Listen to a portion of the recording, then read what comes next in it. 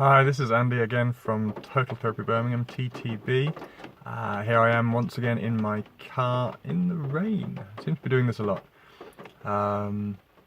Just about to go into work, hence the relatively smart get-up and the compulsory hoodie. But after the last video, they seem to be tying in nicely and they just get my mind going. That and a little bit of an earworm that stuck in my head this morning. I wanted to talk to you about shame. And we talked about body image yesterday, related to body shaming and insecurities based on potentially shame of being yourself. And they all tie into insecurities and relating to fears. If you are your true self and your authentic self, will people like you? Will people accept you? Will people abandon you? Excuse the noise, I'm under a tree, so I've got leaf drip. At some point in your life, you will have behaved naturally. And someone around you probably didn't like it. The main thing to remember is that's not your fault that they didn't like it. It's their fault. They had an insecurity, they had an issue, and you triggered it. And you may have been shamed if it was a peer or a senior or a parent. They would have probably had a go at you and made you feel small.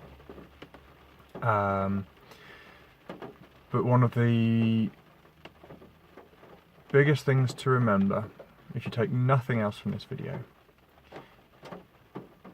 is not to be ashamed of behaving however you want to behave, to some extent. What I mean by that is, if you do something that feels right at the time, then that is the truth. You ask any child why they put plasticine in I don't know, I was going to say a blender, but why the hell's a child got a blender? I don't know. Why they stick a pea up their nose, why they throw things across the room. And you ask them why they did it, they can't answer. Or they make up some excuse. Because of this, because of that, because I was after it. The answer is, in their own mind, they wanted to. But they can't express that, and that's not an answer that most parents will like. But it's the truth. They wanted to. They wanted to see what would happen if they threw this across the room, if they stuck a pea up their nose. Where does it go? It's like socks in the washing machine. Where do they go? But the child does that unapologetically until they're told off. And likewise, body shaming. We have our own bodies. We have our bodies. We live in our bodies. And we don't. To some extent, again, we are given the bodies that we're given. And if someone doesn't like your body, or if someone makes a comment about your body, it's not your fault. They don't like your body. Their fault. And the mirror exercise with Thomas, that Thomas shows and that I mentioned, is about you liking your body. And if you like your body, and if you take a step back, the first step towards a healthy life is to accept you are the way you are. So when you first look in the mirror, you probably don't like your body.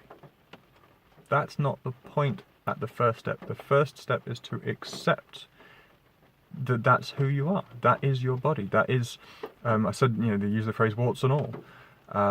You may be ill, and I sympathize if you are, but hating your body for being ill only adds more hate, more pain, more anger to your life. Now, I'm not saying love the fact that you're ill, but at the first stage, accept that you are,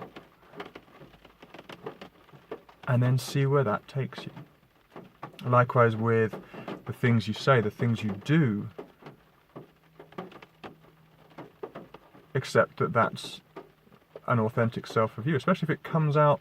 Those who've had a little drink wake up the next day and go, oh my god, I can't believe I did that. Oh my god, that was the most embarrassing thing I did. If you ask yourself honestly afterwards, did you want to do it? Have you wanted to do that for a long time? Maybe you jumped the guy that you found attractive. You kissed someone of the same sex that you wouldn't normally do. You told somebody something that you've wanted to say for a very, very, very long time, but it would just be rude to say that.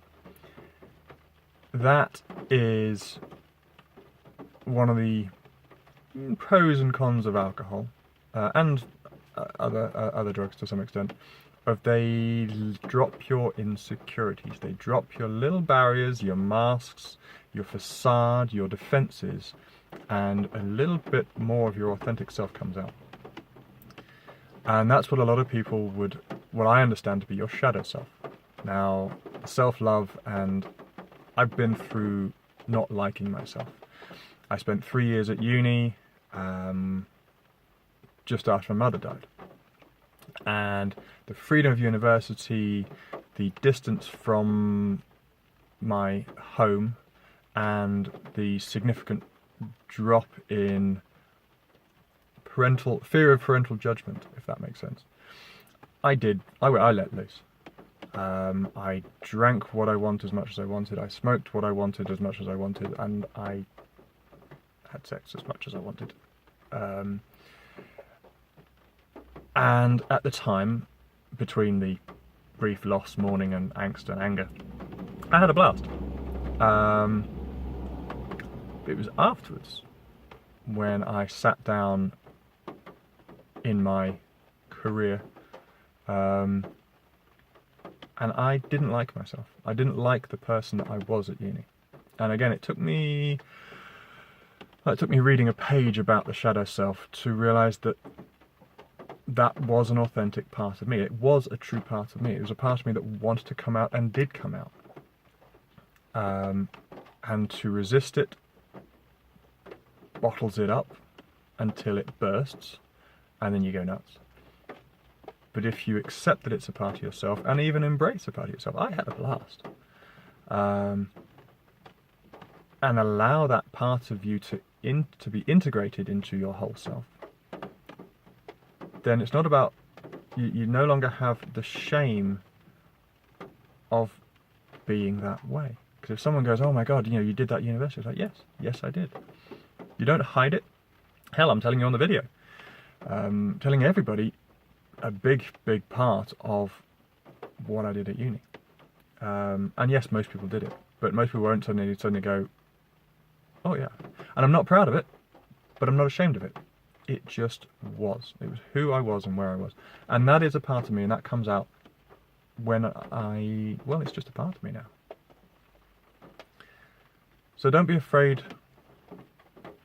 Don't be afraid to look. Don't be afraid to think. Don't be afraid to be yourself. And the first step is to accept that's who you are. It doesn't have to be. You can change. Once you accept who you are, you can alter. Not change your fundamental self, but so body image. You accept that you're a little bit bigger than you want to be. I was 110 kilos. You ever seen a fat tall guy? It's weird. I was chunky and chubby. So I changed. I went back to martial arts, I went back to training, and I got myself trim. And when I looked in the mirror, I still love myself. I just love myself a little bit more for the extra effort. When I changed my diet, I changed again. When I started, everything I've done just makes me love myself a little bit more, because I'm willing to commit to myself, and I'm willing to look at my insecurities and my fears and get rid of them. And it's one of the hardest things to do, is to look at yourself and realize that you're wrong. Love yourself for who you are, realize you're wrong, and then change yourself. But the great thing is, the best thing is, you love yourself even more. It's worth a go. No real challenge in there, but there's a lot of things in there that I'm pretty sure will have taken some triggers to everybody. I've been Andy Morgan from Total Therapy Birmingham. If you like what you've seen, hit like, hit subscribe, and send me a comment, and I will see you all again soon.